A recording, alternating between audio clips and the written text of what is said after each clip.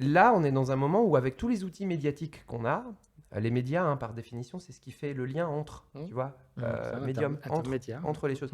Donc, si effectivement, ce qui fait le lien entre nous, tous ces outils, devient le révélateur d'une forme d'immaturité, en fait, parce que le fond de l'affaire, c'est l'immaturité émotionnelle des individus et des collectifs humains. Parce que ces outils, si on savait les utiliser en conscience, ça serait des facteurs de transformation formidables. Depuis l'histoire des médias, il y a toujours eu mensonge, manipulation. Toujours, oui. Depuis tout... Machiavel, hein, le prince. Machiavel, à la Renaissance, il écrit un livre qui a d'ailleurs, hélas, inspiré certaines personnalités politiques qu'on ne citera pas, qui adorent Machiavel parce que, en fait, ils lisent Machiavel au premier degré. Il semblerait que Machiavel ait écrit Le Prince pour conquérir des pays. Oui, non mais aussi d'une certaine manière pour conquérir le peuple, en fait, pour être exact. Mais aussi pour permettre, pour donner à voir quelles sont les stratégies de manipulation politique qui peuvent être mises en place. Et donc, quelqu'un qui n'est pas dans le monde de la politique, mais qui lirait ça, pourrait aussi bien comprendre ce qui se passe. Ça, c'est à double tranchant. C'est-à-dire que c'est un manuel de manipulation, Le Prince, mais en même temps, ça dévoile aussi tout un tas de secrets.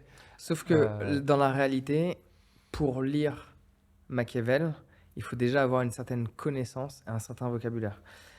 Sans pour autant dénigrer l'intellect des gens d'une manière générale, il y a certains livres, lisant tous les jours, il y a certains livres qui sont plus faciles à lire et d'autres plus compliqués. Et il y a certains livres, si tu prends l'exemple de livres de pure base de manipulation, La psychologie des fous de Gustave Le Bon ou Le Prince de Machiavel, sont des livres qui sont très compliqués à lire, avec un vocabulaire très spécifique. Et le truc, c'est que c'est un manuel, mais c'est un peu comme un vieux manuel. C'est-à-dire que si tu n'as pas le vocabulaire, tu vas pas comprendre. Oui, et il y a plein de gens qui disent l'avoir lu, mais... Oui, et en même temps, tu vois... Vu comment ils parlent, ça m'étonnerait qu'ils aient compris. Il suffit pas de l'avoir... Et en plus de ça, il suffit pas de l'avoir lu pour en extraire quelque chose. Parce que, par exemple, tout le monde connaît cet adage diviser pour mieux régner. Bon, ça vient du Prince. C'est une des clés... Ça, pour être exact, ça vient du Prince, mais il l'appliquait pas dans tous les pays. Ça va dépendre en fonction de la relation que le peuple a avec sa gouvernance. Parce que tout est basé là-dessus. C'est la base de ce bouquin. Et justement, en fait, diviser pour mieux régner, il faut voir que c'est constamment mis en application dans les médias parce qu'il s'agit de monter les uns contre les autres. Et dans les masses médias, en tout cas, c'est extraordinairement présent. C'est-à-dire que ça va être la culture du buzz permanent. On va chercher à faire en sorte que les gens se clashent, comme on dit. Voilà. Donc, en fait, c'est le contraire de l'intelligence, quoi.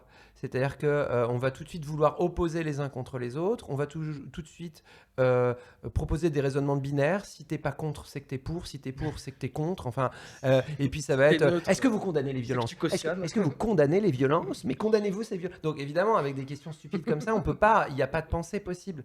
Et si, effectivement, le débat...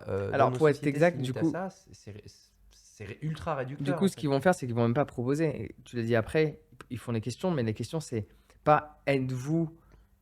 c'est quoi que tu as utilisé comme formation ? C'est par exemple... Non, mais ce que je veux dire, ils vont dire, c'est du coup, vous êtes pour cela. Ouais, ils vont essayer de te pousser à prendre position. Ils vont faire les questions et les réponses. Il y a l'affirmation dans la question. C'est une fausse question.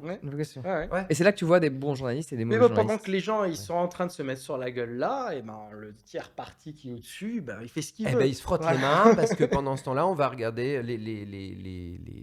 on va dire les gens. Bon, c'est un terme pas très précis, mais les gens vont regarder dans l'assiette du voisin. S'il en a un peu plus ou un peu moins, et puis pendant ce temps-là, ceux qui contrôlent un peu plus les choses et qui ont un peu plus de pouvoir sur les décisions collectives vont continuer à faire ce qu'ils ont à faire dans leur propre intérêt à eux. Alors si tu as apprécié cet extrait et que tu veux en voir un autre, clique ici. Et si tu veux voir le podcast dans son entièreté, clique là.